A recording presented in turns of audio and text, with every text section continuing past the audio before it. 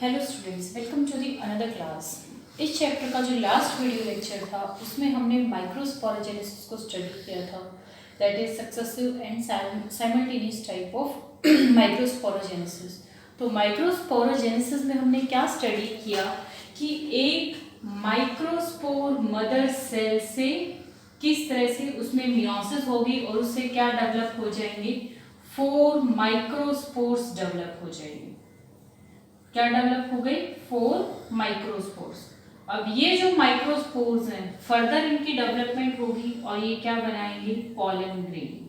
तो आज हम आगे इनके डेवलपमेंट के बारे में पढ़ते हैं, पॉलन ग्रेन्स के बारे में कुछ जो टर्म्स हैं जिनके बारे में जनरली क्वेश्चंस आते हैं उनको डिस्कस करते हैं। पॉलन ग्रेन कैसा होता है, स्ट्रक्चर कैसा होता है, वॉल कितनी होती है, वो सब स्टडी करेंगे आज के लेक्चर में हम। तो पॉलन ग्रेन देखिए, मोस्टली हम किसकी बात कर रहे हैं, हायर प्लांट्स की बात कर रहे हैं, that we are talking about angiosperms. हम किसकी बात कर रहे हैं, एंजियोस्पर्म्स की बात कर रहे हैं। लेकिन +1 में हमने ब्रायोफाइट टेरिडोफाइट भी पढ़ा था। वहाँ हमने स्टडी किया था कि प्लांट बॉडी में 2 फेजेस होती हैं, दैट इज गैमेटोफाइट जो उसकी हैप्लॉइड फेज होती है और स्पोरोफाइट जो उसकी डिप्लॉइड फेज होती है। तो हम हमारे सराउंडिंग में जो मोस्टली प्लांट होते हैं वो एंजियोस्पर्म्स हैं और उनकी प्लांट बॉडी कैसी है, डिप्लॉयड। तो हम कहेंगे इसकी प्लांट कैसे है, ये प्लांट स्पोरोफाइट है। तो इन प्लांट बॉडी में बात करें गैमेटोफाइट कौन होगा, कौन सा पार्ट होगा जिसको गैमेटोफाइट कहेंगे या गैमेटोफाइट होगा ही नहीं। तो गैमेटोफाइट बेसिकली किसको बोलते हैं, जो हैप्लॉइड पार्ट होता है उसको गैमेटोफाइट बोलते हैं। तो अगर हम प्लांट्स की बात करें, देखो ब्रायो टेरिडो जिम्नो एंजियो, जैसे जैसे हम हाइयर प्लांट्स की तरफ जाएंगे प्लांट बॉडी कैसी होती जाती है, sporophytic, means dominant plant body क्या हो जाएगी, स्पोरोफाइट, और गैमेटोफाइट रिड्यूस हो जाता है। एंजियोस्पर्म्स में सबसे रिड्यूस्ड गैमेटोफाइट मिलता है। क्वेश्चन आता है हाईली डेवलप्ड गैमेटोफाइट कहाँ मिलेगा, हाईली रिड्यूस्ड गैमेटोफाइट कहाँ मिलेगा। तो हाईली रिड्यूस्ड गैमेटोफाइट किसमें मिलते हैं, एंजियोस्पर्म्स में। और यहाँ जो first cell of the gametophyte आप कह सकते हैं कौन सी होगी, pollen grain। तो pollen grain क्या होगी, it is the first cell of male gametophyte,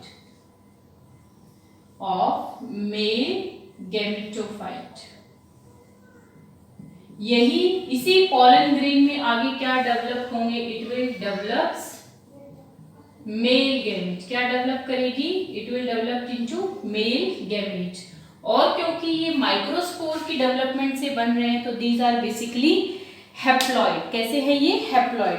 तो ये किसको रिप्रेजेंट कर रहे हैं, पॉलन ग्रेन मेल गैमेटोफाइट को रिप्रेजेंट कर रहे हैं। आप यूं कह सकते हैं first cell of male gametophyte या मेल गैमेटोफाइट। एंजियोस्पर्म्स में मेल गैमेटोफाइट होगा ही क्या, उनका pollen grain.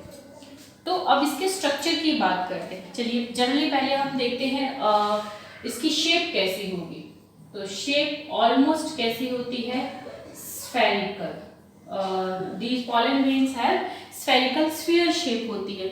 If we talk about their size, so size almost 25 to 50 micrometer इनका size होता है। They contain size of 25 to 50 micrometer।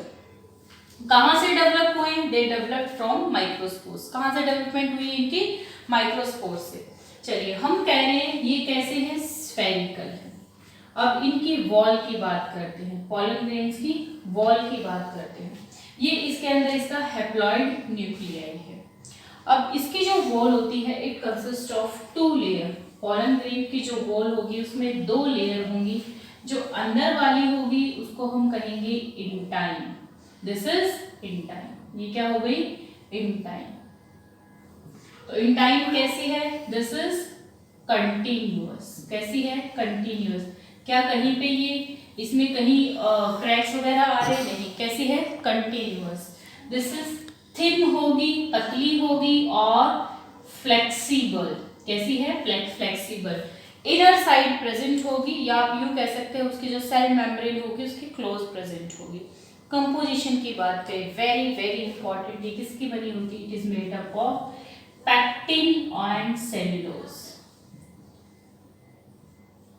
तो intine is made up of pectin and cellulose and it is continuous. कैसी होती है ये? Continuous flexible layer होती है, हार्ड रिजिड नहीं होती। इसके बाहर से एक और लेयर प्रेजेंट होती है पॉलन ग्रेन में, जिसको हम बोलते हैं दिस इज एक्साइन। जो बाहर की तरफ है उसको क्या कहेंगे? एक्साइन। तो बाहर वाली लेयर कौन सी होगी? एक्साइन। और क्या होता है? कंटिन्यूअस नहीं होती, कहीं कहीं पे कुछ स्पेसेस ऐसे होते हैं जहां पे एक्साइन एब्सेंट होती है। जहां पे एक्साइन नहीं होगी उस जगह को, उस पोर को हम कहेंगे जर्म पोर। क्या कहेंगे? जर्म पोर। तो दिस इज डिसकंटिन्यूअस। डिसकंटिन्यूअस क्यों है ये भी अभी आपको बताती हूँ। तो एक्साइन इज डिसकंटिन्यूअस। कैसी है ये? This is hard non flexible, hard and non flexible है। कंपोजिशन की बात करें, जब हमने फंक्शंस ऑफ टेपिटम स्टडी किया था तब भी मैंने आपको बताया था किसकी बनी होती है। Exine is made up of a highly resistant chemical compound that is sporopollenin. किसकी बनी होती है ये? Sporopollenin. This is highly resistant compound. किस किस के लिए रेजिस्टेंस था ये? टेम्परेचर के लिए भी, एसिडिटी के लिए भी, एल्कलिनिटी के लिए, और आज तक ऐसा कोई एंजाइम नहीं डिस्कवर हुआ है जो इसको डाइजेस्ट कर सके। तो this is highly resistant chemical compound. Exine किसकी बनी होती है? स्पोरोलिन। और स्पोरोलिन की फॉर्मेशन किसने की थी? It was form from tapetum. अब देखिए क्या है ये? पॉलन ग्रेन है, ये इसके एंटाइन होगी, बाहर इसकी एक्साइन होगी।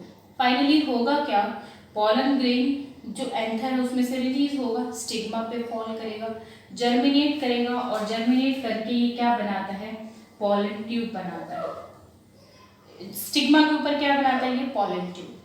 अब अगर ये इसके चारों तरफ, ये जो एक्साइन है इसको चारों तरफ से कवर करके रखेगी, तो ऐसा तो कोई एंजाइम भी नहीं है जो इसको डाइजेस्ट कर सके।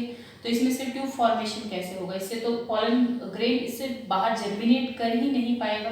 इसीलिए कुछ स्पेसेस ऐसे होते हैं, कुछ जगह ऐसी होती है जहाँ पे ये एब्सेंट होती है, और वहीं से ये जर्मिनेट करेगा, पॉलन ट्यूब बनाएगा।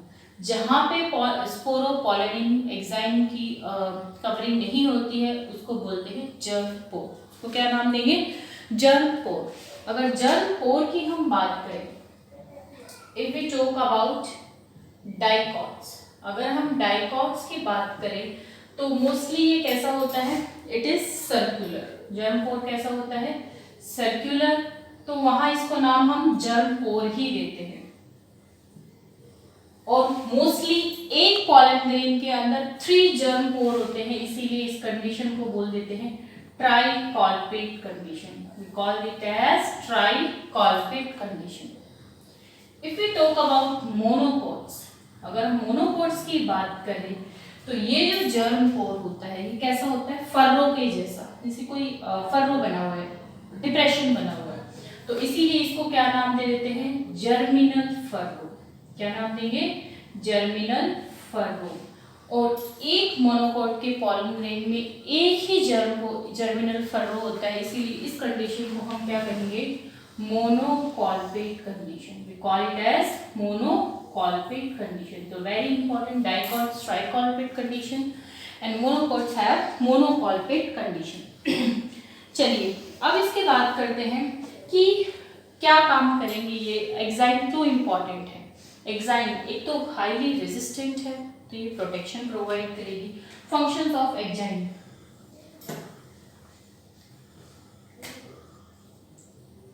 फंक्शंस, तो एक तो इसको क्या प्रोवाइड कर रही है? पॉलन ग्रेन को प्रोटेक्शन प्रोवाइड कर रही है, क्योंकि कोई एंजाइम इसको डाइजेस्ट नहीं कर सकता, टेम्परेचर पीएच का भी कोई इफेक्ट नहीं है। Second, it also helps in fossilization, क्योंकि ये बाहर हार्ड रेजिस्टेंट एक्साइन है तो ये पॉलन ग्रेन सालों साल तक एज इट इज रहेगा, हमें फॉसिल्स के फॉर्म में मिलता है, इससे हम प्लांट्स को स्टडी कर सकते हैं। तो this is also used in fossilization. And third very important, जो एक्साइन है ये इस तरह से भी हो सकती है, ब्रिजेस भी बना सकती है, ये इस तरह की भी हो सकती है, ये डिपेंड करता है कि प्लांट कौन से स्पीशीज का है। डिफरेंट स्पीशीज के अंदर, या आप यूँ कह सकते हैं प्लांट के डिफरेंट वैरायटीज के अंदर इसकी शेप वेरी करेगी। हो बनी सब में स्पोरोपोलिन की होगी, लेकिन अलग अलग स्पीशीज में क्या होगा, इसकी शेप अलग अलग होगी। इसीलिए ये हमें क्लासिफिकेशन में हेल्प करते हैं। It helps in taxonomy. Plants की क्लासिफिकेशन या ऑर्गेनिज्म की क्लासिफिकेशन को हम स्टडी को क्या बोलते हैं, टेक्सोनॉमी। तो इट हेल्प्स इन टेक्सोनॉमी, और you can say it also act as taxonomical evidence. ये किसका काम करती है, टेक्सोनॉमिकल एविडेंस, क्योंकि हर स्पीशीज के लिए क्या होती है, यूनिक शेप होती है एग्जाइम की। तो this is all about the pollen grain की वॉल के बारे में हमने देखा कि वो किसकी बनी होती है। वेरी इंपॉर्टेंट, एनसीईआरटी में डायरेक्ट दिया है। इन टाइम और एग्जाम की कंपोजिशन आपको दोनों आनी चाहिए। चलिए नेक्स्ट हम बात करते हैं पॉलन ग्रेन्स की स्टडी को क्या कहेंगे। पॉलन ग्रेन्स की स्टडी को बोला जाता है palynology. Study of pollen grains is known as palynology.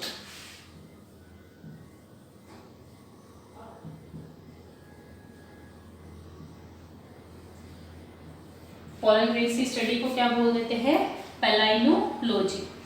अब देखिए कुछ इसके बारे में, पॉलन ग्रेन्स के बारे में ही हमारी एनसीईआरटी में दिया है, तो हम उनको स्टडी कर लेते हैं। पॉलन ग्रेन्स जो हैं, जो एथलीट्स वगैरह होते हैं या जो रेस हॉर्सेस हैं, क्योंकि इसके अंदर रिजर्व फूड, स्टोर्ड फूड होता है, इसीलिए it is also used as food supplement.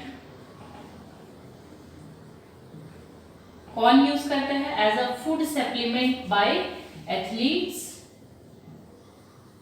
And race horses, क्योंकि इनको शॉर्ट टाइम पीरियड में एनर्जी ज़्यादा चाहिए होती है, तो इसको एज अ फूड सप्लीमेंट भी यूज किया जाता है। एक और टर्म होती है दैट इज पोलन वायबिलिटी। ये क्या होती है, पोलन वायबिलिटी, वो टाइम पीरियड जिस टाइम पीरियड के लिए पॉलन ग्रेन फंक्शनल रहेगा। अब इसमें रिजर्व फूड मटेरियल है, जब तक रिजर्व फूड मटेरियल होगा ये सेल सर्वाइव करेगी। अगर इसका रिजर्व फूड मटेरियल खत्म हो जाएगा तो सेल भी क्या हो जाएगी, डेड हो जाएगी। तो वो टाइम पीरियड जिस टाइम पीरियड तक एक पॉलन वायबल रहता है, मीन्स उस वो फर्टिलाइजेशन कोर्स कर सकता है फीमेल गैमेट का एंड जाइगोट बना सकता है, तो उस टाइम पीरियड को क्या बोलते हैं, उस प्रोसेस को क्या कहते हैं हम, pollen viability. This is the time period for which pollen remains functional। जिस टाइम पीरियड तक ये फंक्शनल रहता है उसको हम बोलते हैं pollen viability। और हमारी एनसीईआरटी में दिया है जो हमारी सीरियल क्रॉप है, जैसे व्हीट एंड राइस, तो जो हमारी सीरियल क्रॉप है व्हीट राइस, उसकी pollen viability कितनी होती है, अराउंड 30 मिनट्स। कितनी होती है, 30 मिनट इनकी pollen viability होती है 30 मिनट। अगर हम दूसरे प्लांट्स की बात करें, जैसे रोजेसी जो रोज फैमिली की होती है, लेग्यूमिनेशियस जो हमारी पल्सेस वगैरह के लिए होती है, उनकी सेवरल मंथ तक वायबिलिटी होती है। तो वायबिलिटी हो गया वो टाइम पीरियड जिस टाइम पीरियड तक ये फंक्शनल रहेगा। एक और टर्म है पॉलन, कुछ पॉलन बैंक्स होते हैं, पॉलन बैंक्स, जहां पॉलन ग्रेन्स को स्टोर किया जाता है। पॉलन ग्रेन्स को स्टोर करते हैं फॉर, आगे हम चैप्टर स्टडी करेंगे प्लांट ब्रीडिंग की, तो पॉलन ग्रेन्स को स्टोर किया जाता है और फिर उनको ब्रीडिंग में यूज किया जाता है। तो ऐसी जगह जहाँ पे पॉलन ग्रेन्स को स्टोर करेंगे उनको क्या बोलेंगे, पॉलन बैंक्स। और यहाँ किस टेम्परेचर पे स्टोर किया जाता है पॉलन बैंक्स में, इनको अराउंड -196 डिग्री सेंटीग्रेड एंड, और उसके लिए लिक्विड कौन सा यूज किया जाता है, लिक्विड नाइट्रोजन यूज की जाती है। तो इनको लिक्विड नाइट्रोजन के अंदर -196 डिग्री पे पॉलन बैंक्स में भी स्टोर किया जा सकता है। तो ये कुछ हमने टर्म स्टडी करी अबाउट दी पॉलन ग्रेन्स। कुछ एक और चीज़ें हैं जो हो सकता है आपके एनसीईआरटी में नहीं है लेकिन उन पे क्वेश्चंस आते हैं, तो वो और हम देख लेते हैं क्या होते हैं। जैसे कुछ स्पेसिफिक प्लांट्स के बारे में वो टर्म्स है, जैसे एक होता है कंपाउंड पॉलन,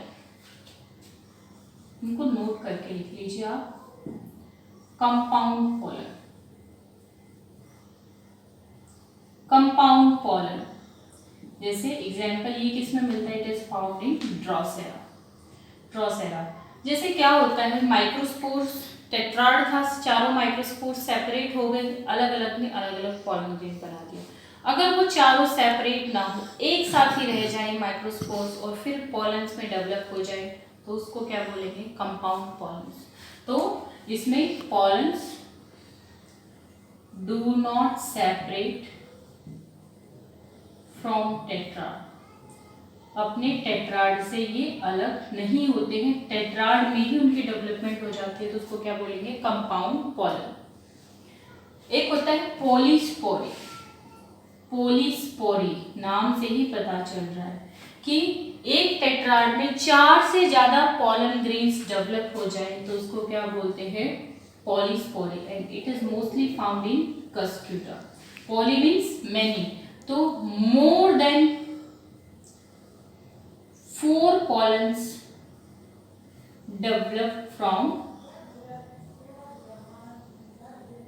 a tetrad। एक टेट्राड से 4 से ज्यादा पॉलन बन जाए तो उस कंडीशन को क्या कहेंगे, polyspory. And next is pollinium, very very important. Pollinium पे बहुत क्वेश्चंस आते हैं। इसका मोस्टली किसके अंदर मिलता है, कैलोट्रोपिस के अंदर। क्या होता है कैलोट्रोपिस के अंदर, जैसे हमने एंथर का स्ट्रक्चर स्टडी किया था, ये इसके अंदर क्या थे, 4 माइक्रोस्पोरेंजियम थे। इसमें माइक्रोस्पोर मदर सेल थी, उसमें माइक्रोस्पोर बने थे और उससे पॉलन ग्रेन्स बने थे। अब क्या होता है, पॉलन ग्रेन्स बनते हैं इसके अंदर। अब ये जो पॉलन ग्रेन्स इसके अंदर बन रहे हैं, ये सेपरेट नहीं होते, यूनाइटेड रह जाते हैं, इकट्ठे रह जाते हैं।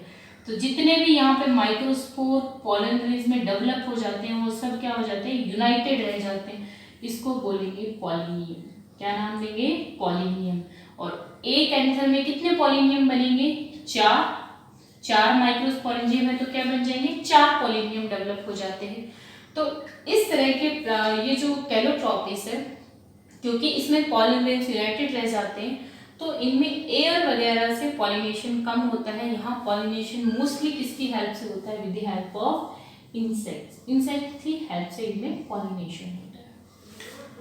तो this is all about the pollen grains. आज हमने पॉलन ग्रेन्स को देखा कि क्या उसका साइज होती है, क्या उसकी शेप होती है।